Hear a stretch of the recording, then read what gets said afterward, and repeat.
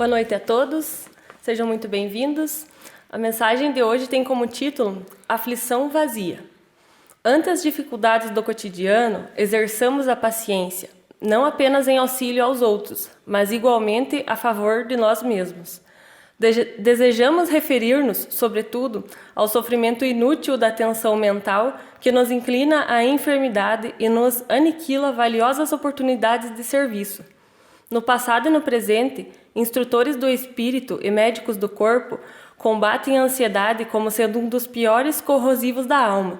De nossa parte, é justo colaboremos com eles, a benefício próprio, imunizando-nos contra essa nuvem da imaginação que nos atormenta sem proveito, ameaçando-nos a organização emotiva.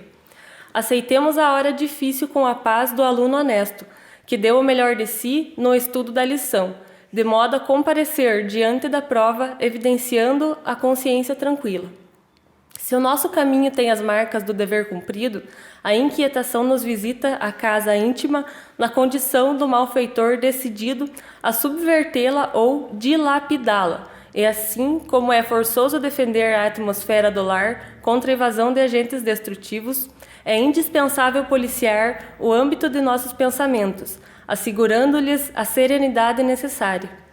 Tensão à face de possíveis acontecimentos lamentáveis é facilitar-lhes a eclosão, de vez que a ideia voltada para o mal é contribuição para que o mal aconteça, e tensão à frente de sucessos menos felizes é dificultar a ação regenerativa do bem, necessária ao reajuste das energias que desastres ou erros hajam desperdiçado. Analisemos desapaixonadamente os prejuízos que as nossas preocupações injustificáveis causam aos outros e a nós mesmos, e evitemos semelhante desgaste empregando em trabalho nobilante os minutos ou as horas que, muitas vezes, inadvertidamente, reservamos à aflição vazia. Lembremos-nos de que as leis divinas, através dos processos de ação visível e invisível da natureza, a todos nos tratam em bases de equilíbrio, entregando-nos a elas entre as necessidades do aperfeiçoamento e os desafios do progresso, com a lógica de quem sabe que tensão não substitui esforço construtivo ante os problemas naturais do caminho, e façamos isso não apenas por amor aos que nos cercam, mas também a fim de proteger-nos contra a hora da ansiedade que nasce e cresce de nossa invigilância para asfixiar-nos a alma ou arrastar-nos o tempo sem qualquer razão de ser. Mensagem de Francisco Cândido Xavier, da obra Encontro Marcado, ditado pelo Espírito Emmanuel. Boa noite a todos. Vamos falar hoje de uma parábola. Então, mais uma vez, vou trazer o tema de uma parábola para a gente conversar um pouco, analisar essa parábola à luz da doutrina espírita. A parábola que nós vamos trabalhar hoje é a parábola da ovelha desgarrada. Ela faz parte de uma trilogia de parábolas que trata do mesmo assunto, e ela é a última dessas parábolas. A primeira delas eu já tratei aqui em algum assunto passado, que é a parábola do filho pródigo ou dos dois filhos. Ela está na mesma temática, no mesmo assunto dessa parábola. Vou ler rapidamente, é uma parábola bem pequena, mas para a gente compreender.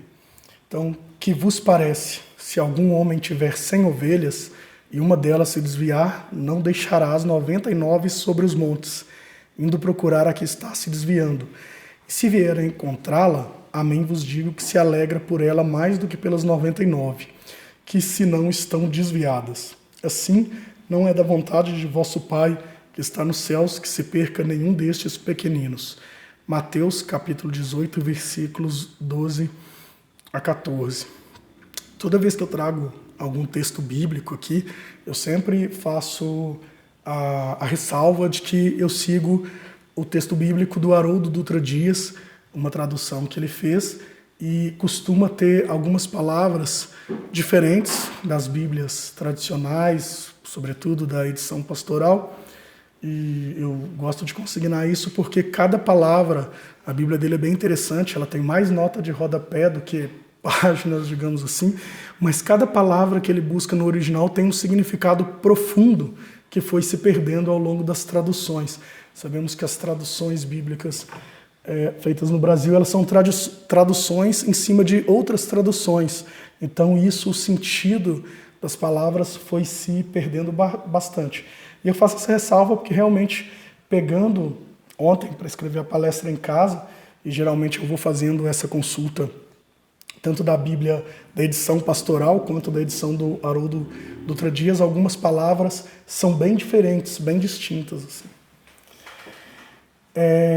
Então, como todas as parábolas, Jesus naquela época, e a gente tem que ter a noção que quando Jesus veio à Terra, a humanidade se encontrava num grau de maturidade espiritual em que ele não podia falar tudo abertamente, como a doutrina espírita nos revela hoje. Era necessário, então, ele falar de certa maneira que as pessoas conseguissem compreender de acordo com o grau de maturidade espiritual que elas possuíam naquela época. E uma das formas que ele vai fazer isso é através das parábolas, utilizando simbolismos e o cotidiano, como as pessoas viviam naquela época. E naquela época as pessoas viviam de forma simples, muitas no campo, cuidando, pastoreando, ou na agricultura, e são figuras que Jesus vai utilizar nessas parábolas, porque é como eles conseguiriam compreender os ensinos dele.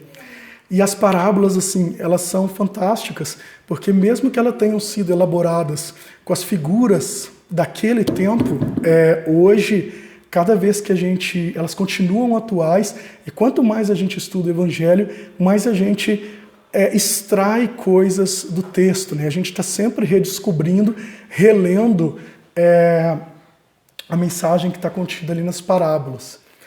O Espiritismo, então, quando vem a terceira revelação, a gente consegue enxergar essas parábolas com um outro olhar, né? Com elementos que o Espiritismo nos revela, e a gente consegue penetrar assim, de forma mais profunda nos ensinos de Jesus. Como eu fui introduzindo a parábola da ovelha desgarrada, juntamente com a parábola do filho pródigo e da dracma perdida, ela compõe uma trilogia que trata do mesmo assunto. E o assunto que ela trata é redenção. E o que é redenção, né?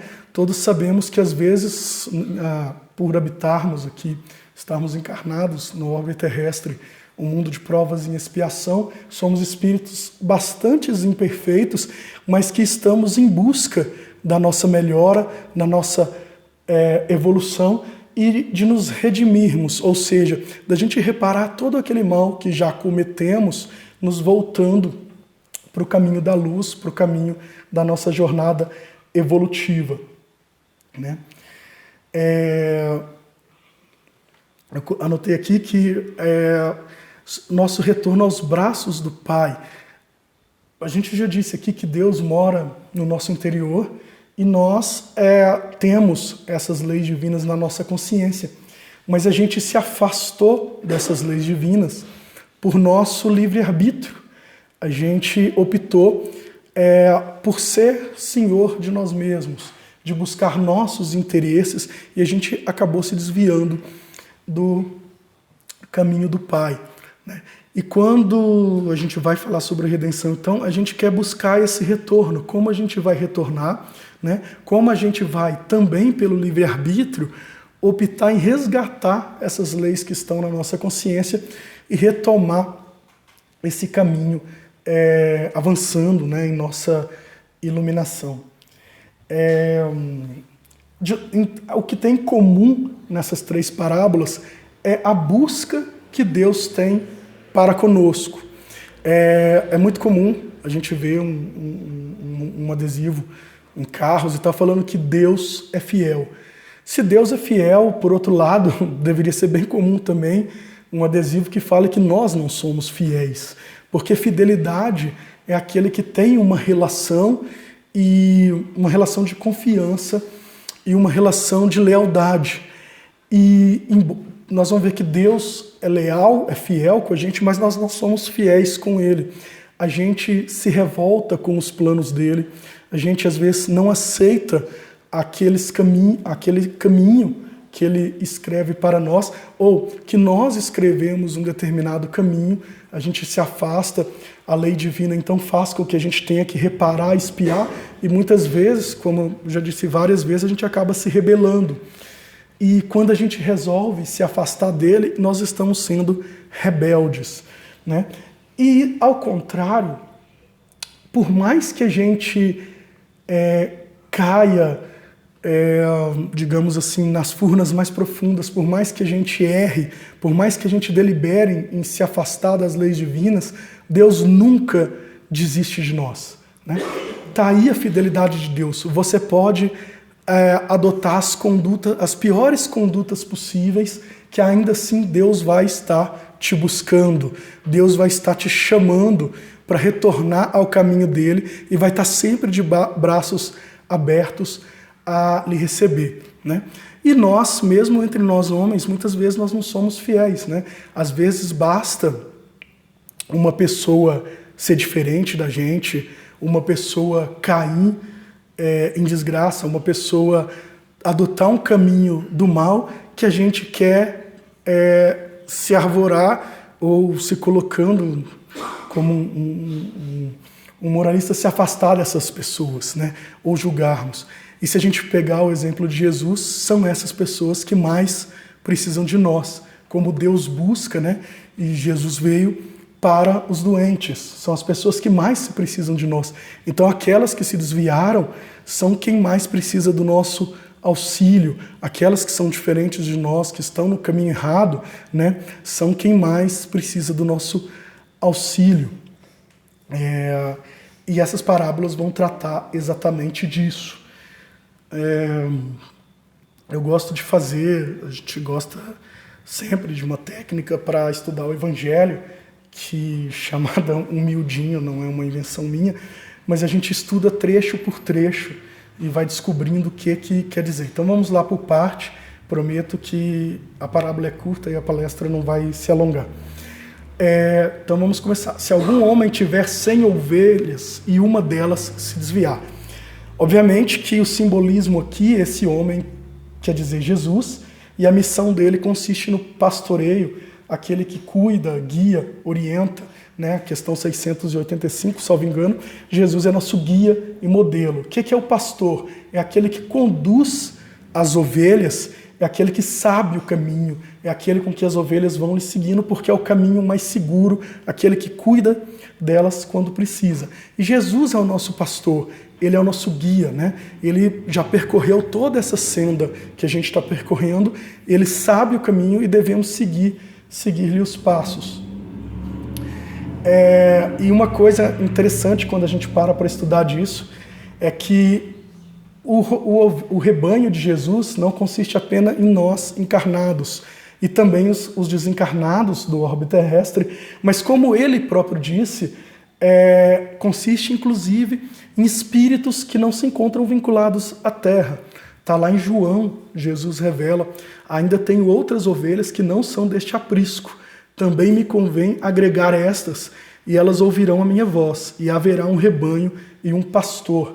João capítulo 10, versículo 16. Então o próprio Jesus coloca que ele é pastor de diversos rebanhos, seja vinculados ao orbe terrestre, seja vinculados a outros orbes. Está lá no capítulo 2 do Evangelho segundo o Espiritismo. A casa do meu pai tem muitas moradas, todos sabemos, com a doutrina espírita, que há vários orbes habitados, né? E não sei se todos conhecem Geraldo Lemos, é um palestrante espírita mineiro. Ele, na época do Chico Xavier, ele era um jovem, ele tinha 17, 18 anos, então hoje já é uma pessoa de idade, mas que conviveu bastante com Chico. E em uma de suas palestras, ele nos relata que Chico, à época, confidenciou a ele que Jesus era governador espiritual não apenas da Terra, mas também de outros orbes habitados, como Capela e Sírios, e também governador espiritual do planeta ao qual haverá o degredo agora das pessoas que estão sendo, os espíritos que estão sendo degradados da Terra. Mas o próprio capítulo de João, Jesus falava por simbolismo, ele deixa claro que o rebanho dele vai muito além dos espíritos, digamos assim, matriculados ou vinculados ao orbe terrestre. E ovelha desgarrada, né, essa primeira parte, somos nós, como eu te disse, todos aqueles que, valendo do seu livre-arbítrio, escolheu seguir por caminho diverso daquele que o guia, Jesus, nos conduz. Uma coisa fantástica também, e aí o Kairbar, se não me engano é assim que se pronuncia, Kairbar Chutel, é um doutrinador espírita, quando ele analisa essa parábola, ele fala que o que ele extrai de mais valioso nessa parábola é que ela nos revela, junto com a doutrina espírita, de que nenhum de nós permanecerá eternamente perdido, porque Deus vai nos buscar sempre, né? A questão da nossa escolha em permanecer no mau caminho é o tempo que a gente vai permanecer na jornada, mas todos nós estamos destinados a chegar ao final, a iluminação, né? Nos tornarmos um espírito puro, um espírito superior. O que vai depender de nós é o tempo que vamos levar para isso. E essa parábola, ela deixa isso claro. Então, prosseguindo, não deixarás 99 sobre os montes, indo procurar a que está desviando. Quando a gente olha para esse segundo trecho, a gente pensa, mas ele deixará as 99 sobre os montes e vai procurar aquela uma que se desviou. E ela não vai deixar aquelas 99 desprotegidas, né, sozinhas. Bom, para a gente ver isso, vamos voltar também à questão simbólica. No simbolismo bíblico, monte significa sempre elevação. E podemos vincular isso à elevação de pensamento, à elevação vibratória. Como é que a gente, estudando a Bíblia, chega a essa conclusão? A gente vai ver que Jesus, ele está sempre orando. E sempre que ele ora, podem conferir isso na Bíblia, ele sobe ao monte. Então, seja pela manhã, seja à noite, ele sobe ao monte para orar. Na simbolização que quando a gente está se conectando com Deus, a gente está elevando, a gente está no alto, mantendo o pensamento elevado. E as passagens mais marcantes da Bíblia acontecem sempre no alto do monte. Mesmo no Velho Testamento, no alto do monte, Moisés recebeu as 12 tábuas. Ou seja, no alto do monte, Moisés teve a conexão mais profunda com Deus. Foi subindo o Monte Tabor que Jesus transfigurou-se entre os dois profetas, subindo ao monte. Foi no alto do monte que Jesus proferiu o seu mais belo sermão, o Sermão do Monte. E a paixão de Cristo aconteceu no Monte Calvário. Então a gente vê que sempre que Jesus está mais se conectando com Deus, ele está no monte. E a Bíblia, ela foi escrita sobre a inspiração de Deus, sobre a inspiração dos bons espíritos. Como Emmanuel costuma dizer, não tem palavras jogadas na construção do texto bíblico. Cada palavra que está ali foi pensada, ela tem muito por trás disso. Então, quando diz que não deixará as 99 sobre os montes, não é à toa. E por que fica sobre os montes? São as ovelhas que não se desgarraram, são ovelhas que estão no caminho, seguindo o pastor, que estão seguindo o caminho de Jesus, são aquelas que não se desviaram. Elas não precisam, então não há nenhum problema no pastor descer para buscar aquelas que se desgarrou, enquanto as demais vão estar ali no alto do monte. Além delas estarem seguindo o caminho do pastor, elas estarem conectadas à lei de Deus, elas permaneceram no monte, ou seja, elas permaneceram naquele alto padrão vibratório, elas não desceram, então elas não estão, Jesus, o pastor, ou no simbolismo de Jesus, ele não está abandonando essas outras ovelhas, porque elas, digamos assim, que não têm uma necessidade de um contato mais direto, porque elas já estão no bom caminho. E é interessante a gente pensar isso, porque a gente volta na questão que Jesus veio para os doentes, né? Um médico, ele não são, aquele que não tem nenhuma doença não precisa de um médico, né? A necessidade do médico é para aqueles que estão doentes.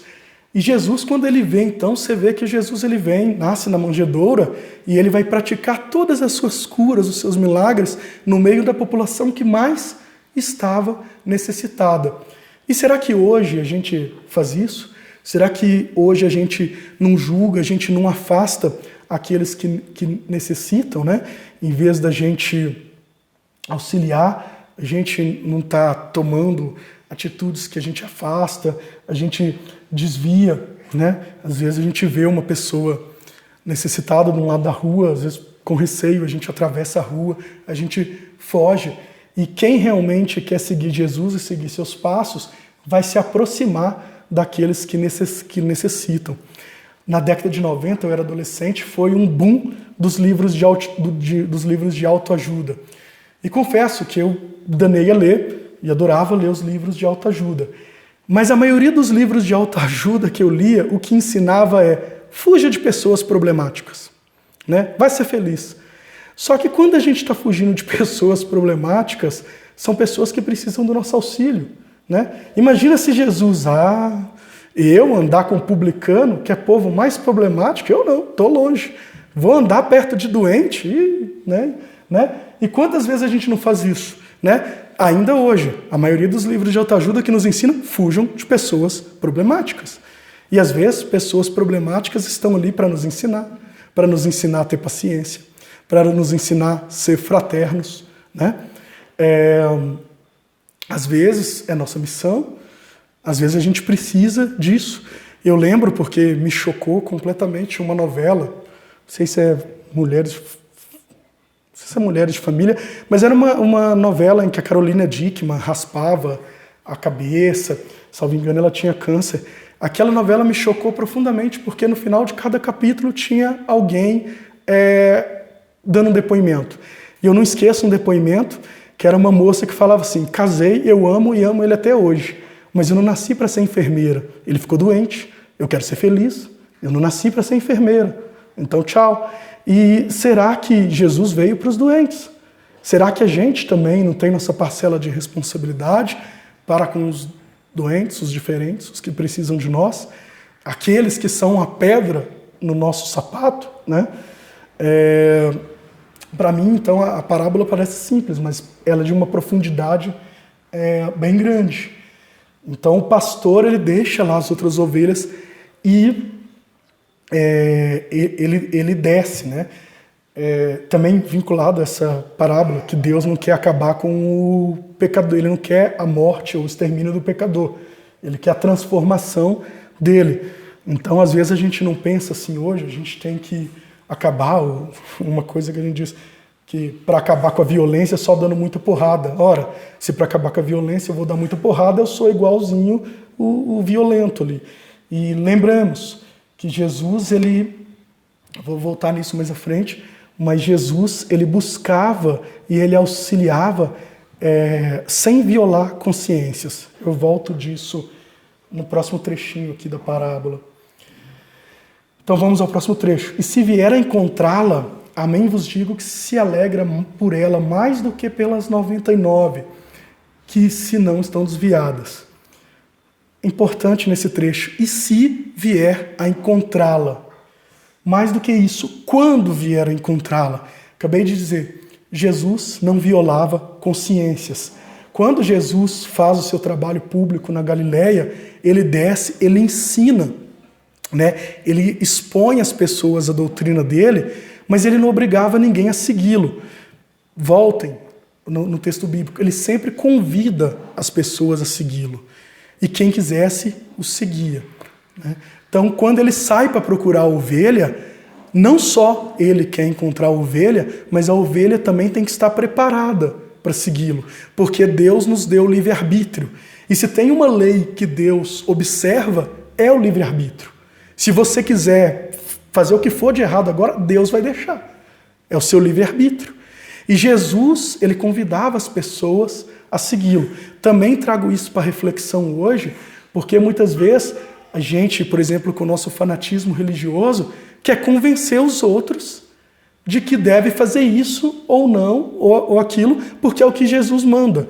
A gente deve expor, e sobretudo através do exemplo. Né? Dizem que São Francisco de Assis, quando já estava prevendo o seu fim, ele falou com os discípulos: vão e preguem o Evangelho. Se necessário, utilizem palavras. Então Jesus, através do seu exemplo, ensinava, através do seu exemplo, ele convidava as pessoas a seguir. E hoje, às vezes a gente quer convencer no grito, na imposição, a gente quer convencer os outros do que deve ser feito em nome de Jesus ou não. Para mim, um grande problema hoje, não sei se está correto ou não, mas é a maneira como eu vejo. O grande problema hoje das confusões é, vamos supor que eu tenho uma determinada religião e o meu texto sagrado diz que eu não posso comer camarão. O grande problema é que eu não vou deixar só de comer camarão, como eu quero obrigar o meu semelhante a não comer camarão, porque o meu texto sagrado diz que eu não posso comer camarão. Mas às vezes o texto sagrado da outra pessoa admite ele a comer camarão. O grande problema do mundo hoje da guerra religiosa é isso. Eu quero impor o meu texto sagrado a outras pessoas. Eu devo, talvez, se eu for seguir o exemplo de Jesus, pela minha atitude, convencer as outras pessoas a não comer camarão. Mas não, eu quero obrigar, eu quero apontar uma arma, prender, tornar crime, comer camarão. Isso é um grande problema, que a gente teve guerras e guerras sobre isso, né?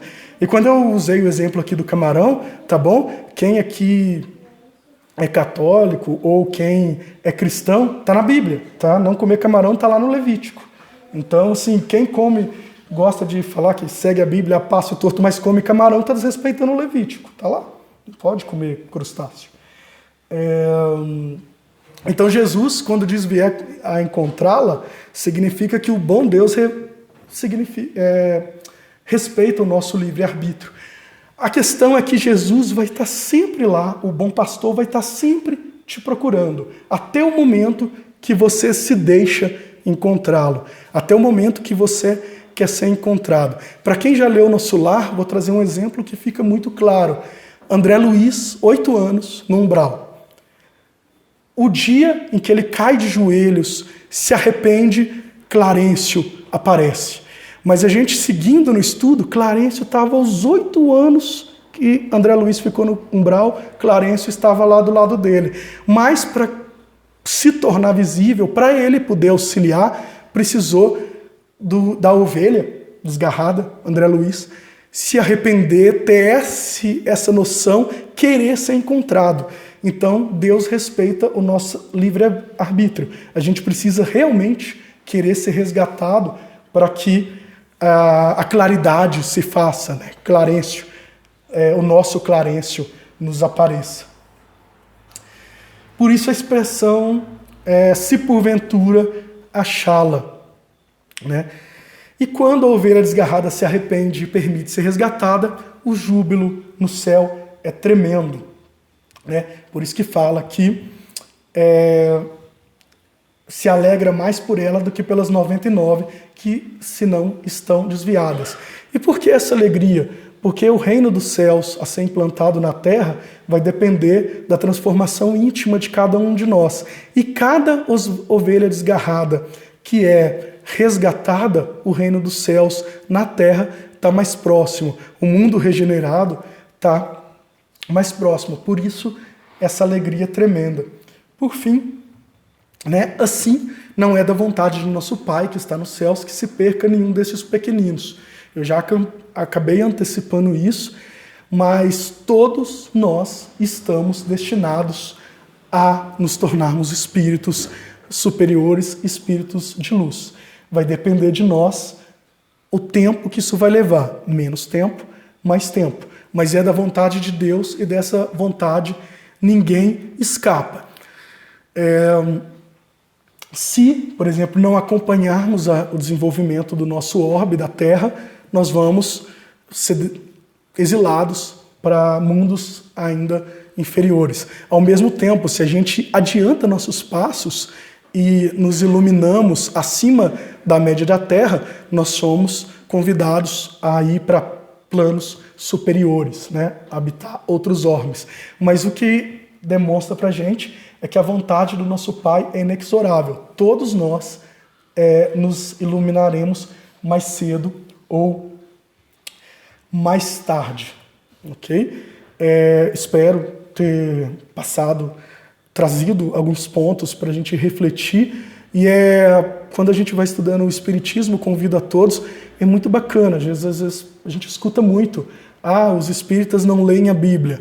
Jesus não veio mudar a lei, também está lá no início do Evangelho segundo o Espiritismo. Jesus veio cumprir a lei, e tudo que o Espiritismo traz está na Bíblia. A gente consegue fazer leituras maravilhosas do Evangelho, lendo o Evangelho com a ótica ou sob a prisma da doutrina espírita. Então, quando eu trago aqui nas nossas conversas o estudo das parábolas, é para concitar a todos a fazer esse trabalho de abrir a Bíblia, seja ela do Haroldo, seja ela a Bíblia pastoral, e ouvir ou fazer essa leitura à luz do Evangelho. Às vezes eu costumo também ir à missa, minha esposa, minha filha, e é maravilhoso você sentar e ouvir um sermão de um padre. Às vezes a gente critica muito, ou numa igreja evangélica, a gente critica muito nossos irmãos de outras escolas religiosas, mas não há nada mais maravilhoso, garanto para vocês, do que a gente sentar e ouvir um sermão analisando ele à luz da doutrina espírita, para aqueles que já estudam e têm conhecimento das obras básicas, assim. Aí nós vamos ver que, em vez de pontos de diferença, nós temos muito mais pontos em comunhão, que a gente poderia estar numa união tremenda para fazer o bem. Então convido a todos a estudarem a Bíblia, o Evangelho e mesmo o Velho Testamento à luz da doutrina espírita. Não são doutrinas antagonistas, são doutrinas que comungam bastante. Obrigado a todos, uma boa noite, que Deus nos abençoe.